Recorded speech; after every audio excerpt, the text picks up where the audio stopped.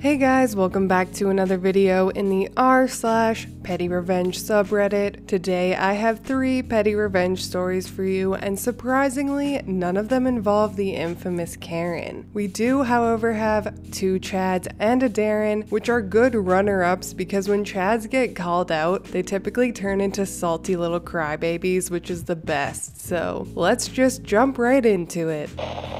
Neighbor antagonizes me all year, so I quite literally gave him a taste of his own medicine. In college, I had a neighbor who will henceforth be Benny, like that asshat from New Vegas. And this neighbor, he was not a considerate neighbor. For example, he watched TikTok at 3 a.m., connected his Bluetooth speaker, which he so politely pointed directly at the wall to improve sound quality. He piled his garbage in front of my door when it didn't fit onto the sides of his door that I had to cut a path out when I wanted to leave. He dumped piss from a bottle under my door when he thought I reported him for one of his many crimes against the people of the floor. Absolute degenerate of a neighbor. I was, however, fairly friendly with one of his roommates. On one crisp November evening, this roommate let me in on a little social experiment he was conducting. In Benny's closet, in a black garbage bag, was a pumpkin from Halloween.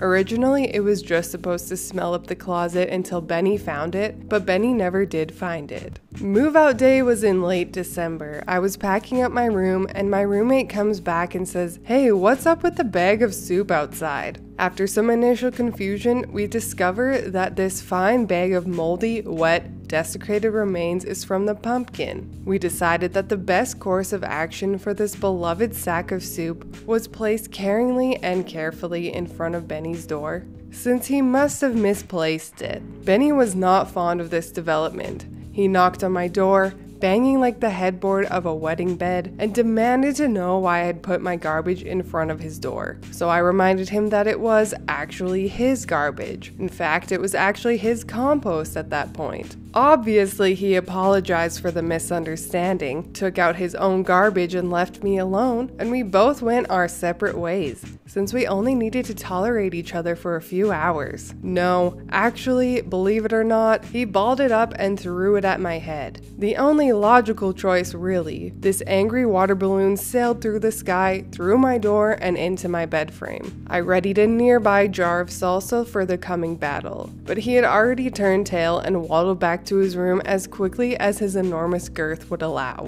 Now that the history is set, it's time for the revenge part you've all been waiting for. I went over to the pumpkin, which luckily was still contained in its fine plastic vessel, so I crept ever so slowly towards Benny's room, pumpkin bag in hand, shot put style. When Benny opened the door, we made brief eye contact.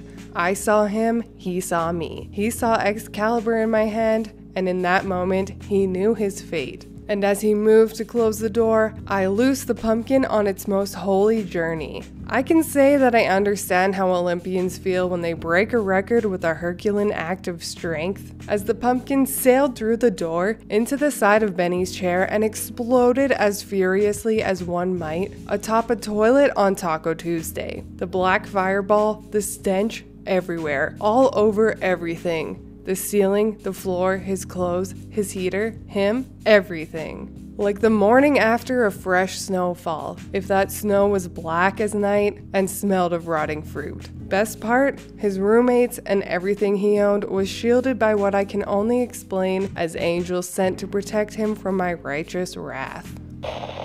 Happy Halloween, you filthy animal. That is a glorious God-sent mission of pumpkin mayhem. Honestly though, that D-bag deserves way worse revenge than that. I even annoyingly read in the comments that the guy snitched to RA, and that resulted in OP having to help clean it up. Hopefully more karma comes his way. Germaphobe gets owned. A while back, pre-COVID, while traveling for work, I had an interesting interaction on a flight and exiting the airport. I was a bit late to board and the guy was sitting in my seat. I mentioned he was in my seat, so he rolls his eyes, pulls out his wipes, wipes the seat and tray, and proceeds to switch seats. He put on his noise-canceling headphones and talked on his phone all through the safety demonstration, even after being told not to, and continued to talk throughout takeoff. Never turned off his phone or switched it to airplane mode, and talked again as soon as he got signal again. He only pulled off his headphones to explain to me that the armrest was his and his alone. I didn't fight him much as I had the aisle, my own armrest, and really plenty of room. Anyways, we disembark and eventually end up in the same bathroom. He comes in still talking on the phone, grabs some toilet paper, comes out, gets some soap from the dispenser, goes in and wipes down his seat, makes his little toilet paper nest, and sits to do his business. I finish washing my hands and use some towels to dry my hands, and instead of discarding into the waste, I shoot the best three-pointer of my life right into his stall and interrupt his little poop/phone call, and hightail it out of there. His angry cussing at me has stayed with me as a cherished memory, and I wanted to share with you all.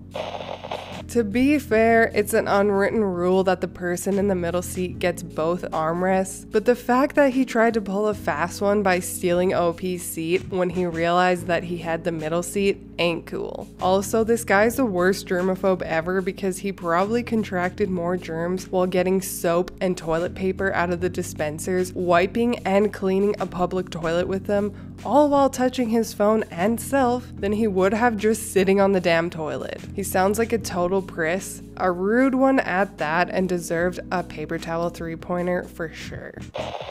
Play stupid games, win stupid prizes. Well, let's start off. I'm an Indian. This morning, I got a message on my Facebook from a guy from the US. No hi, hello. He straight up asked me to send Bob&Vegana. I ignored him. He did this 4 to 5 times. I asked why he was doing this. He repeated Bob&Vegana. When I didn't reply, he said, "Dumb mother effa, can't you read?" I was understandably mad. I thought, he wants Bobs&Vegana? He'll get it. I searched the internet for the hottest nude I could find. I then got a photo of his mom from his Facebook photos and got my friend to Photoshop her head to the nude. I then sent the photo to him with the caption, "Here's your Bob&Vegana, enjoy." I also took a screenshot of our conversation prior to the photo and sent it to his mom, friends, etc. I then got a message from him saying how everyone is calling him to reprimand him and how I'm an a-hole. Dead. I am absolutely dead. OP should have sent the photoshopped mom nudes, followed by a pic of himself in a shirt that says "I heart hot moms." I also love how terrible people like Bob&Vegana guy think it's funny to do these kinds of things. Then when they get called out for it or get it dished back to them, everyone else except them is suddenly an a-hole. Love it. I love internet trolls that are only rude because they're safe behind a screen. Love them. Anyways, I hope you enjoyed those 3 petty revenge stories. If you did, please leave a like and subscribe. I truly appreciate when you do, and I will see you in the next Reddit stories. Bye! Bobs or vegana, whichever will it be.